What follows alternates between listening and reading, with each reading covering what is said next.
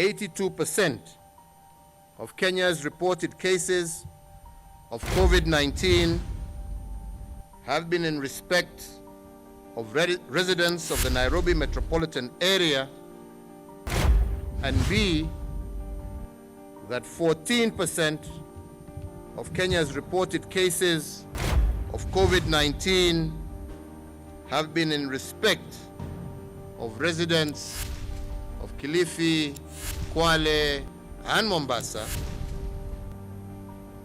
The Cabinet Secretary for Health has further declared the Nairobi metropolitan area and the counties of Kilifi, Kwale, and Mombasa as COVID-19 infected areas.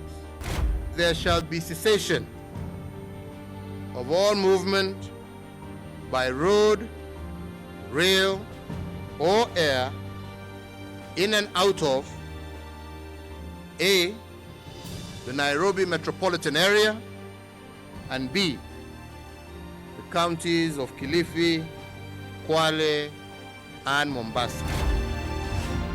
This April 6, 2020 directive from President Uhuru Kenyatta marked the beginning of measures towards restriction of movement in a bid to place the lead on the first spreading COVID-19 disease in Kenya. The unintended consequence of these measures would be an economic shakeout which would precipitate job losses for many Kenyans. 1.7 million jobs lost in one quarter is unprecedented in Kenya's history. I mean, so to lose 1.7 million jobs, that's the equivalent of jobs created every 2 years. So that was going to be definitely very deep.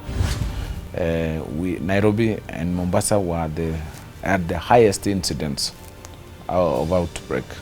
And so we had to announce, the president announced the lockdown measures.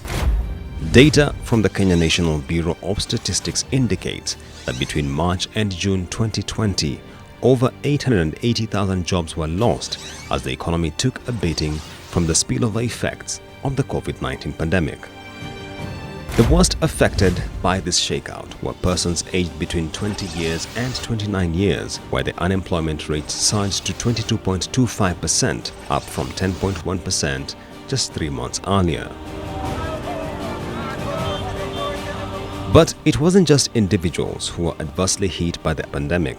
Businesses also suffered a massive hit, with many requiring moratoria from banks on honoring loan obligations.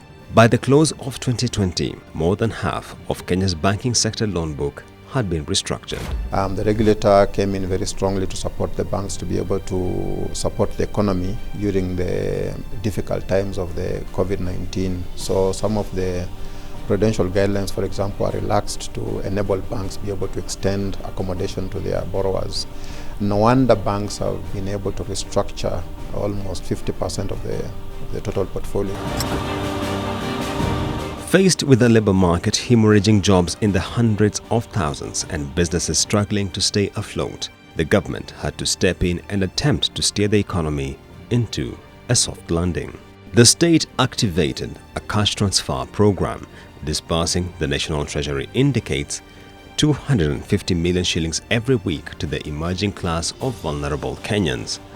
But how were the persons among this emerging class of vulnerables to be identified? You know, following the outbreak of COVID, we had our normal social program called Inua Jamii, which is budgeted.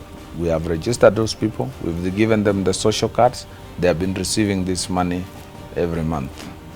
Now, following COVID, we now had to deal with new vulnerables. And so one of the conditions were you are not a pensioner and you are not benefiting from Inua Jamii. According to the Ministry of Labour and Social Protection, a total of 9.3 billion shillings was disbursed under 3 phases of the COVID-19 cash transfers program. The amount reached an estimated 427,000 Kenyans. In Nairobi, we targeted households, households with high poverty index, where the head of that household is the breadwinner is disabled, or children who have no parents, or widowed, or living with disability, or they have other underlying conditions like cancer or HIV/AIDS. The phase 1 was transfer of 1.3 billion. and the phase 2 was 2.4 billion, and phase 3 was 5.6 billion, which covered the entire country. So in terms of breakdown, the phase 1, that is the 4 lockdown counties, we had 85,300 people in various households targeted. Phase 2, we had 180,800 beneficiaries in 17 counties, and the phase 3 was 26 remaining counties, which we targeted 161,312 people. To address the cash flow constraints exacerbated by the COVID-19 pandemic, the government would also step up efforts to disperse the backlog of value-added tax refunds owed to companies. By the close of June 2020, a total of 10 billion shillings in VAT arrears had been settled. Sometime around May 2020, the government released about 10 billion towards this VAT refunds. And by June, this whole amount was paid out. Looking at the full year to June 2020, KRA actually recorded the highest payout, basically KRA history, to the tune of upward of 25.5 billion. Now, coming into this year, this fiscal year, beginning July 2020 to going into June 2021, government has been giving consistent amount of about 1.2 billion per month. This has been upped to 1.7 billion. At the end of December 2020, already 10 billion had been paid out. And over and above that, government has also allocated an amount towards the economic stimulus package, an amount of 5 billion, again towards the VAT refunds, and already KRA has received 2.5 billion, so 50%. To further boost liquidity among businesses, the government would accelerate efforts towards the settling of pending bills owed to private businesses. But there was a challenge, as many of the pending bills were contested. National Treasury has requested, it's in the public domain, that we do another audit. I am considering that because it is important, but we must address the root cause. I am not very comfortable that year in, year out, the National Treasury requests the Auditor General to go and confirm what is eligible and what is eligible to pay, because that makes me part of the operations of the entities. Now, we talked about internal controls. If the internal controls in those entities are working, if the internal auditors are working, they should be able to know within the entity whether the bills they have are eligible or ineligible. The measures taken by the government, be it in VAT refunds or settling of pending bills or restructuring of the banking sector loans, were significant in affording the economy a breather from the COVID-19 shock. Pundits contend, however, it was the extension of tax relief measures which would have a far-reaching impact on the economy. The National Treasury moves to Parliament to offer the following immediate reliefs: an increased disposable income to the people of Kenya through A 100% tax relief for persons earning a gross monthly income of up to Kenya shillings 24,000. B, reduction of the income tax rate or pay as you earn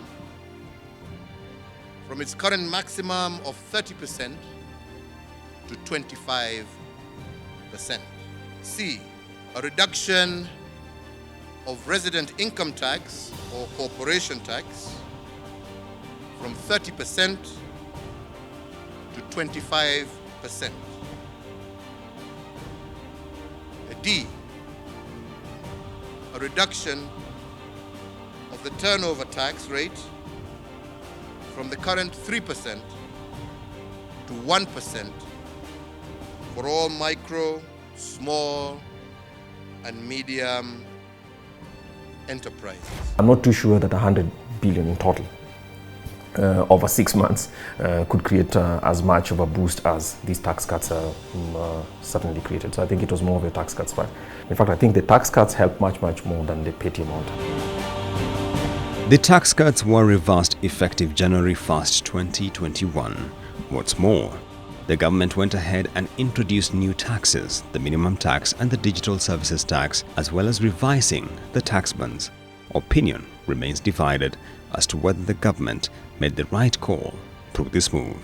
Of course, if you're in that lowest band of personal income tax and you experience that tax relief, it's extremely helpful.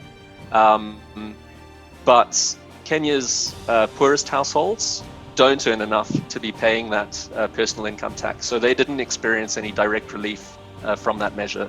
And on the flip side, of course, it's expensive to government to lose out on that tax revenue.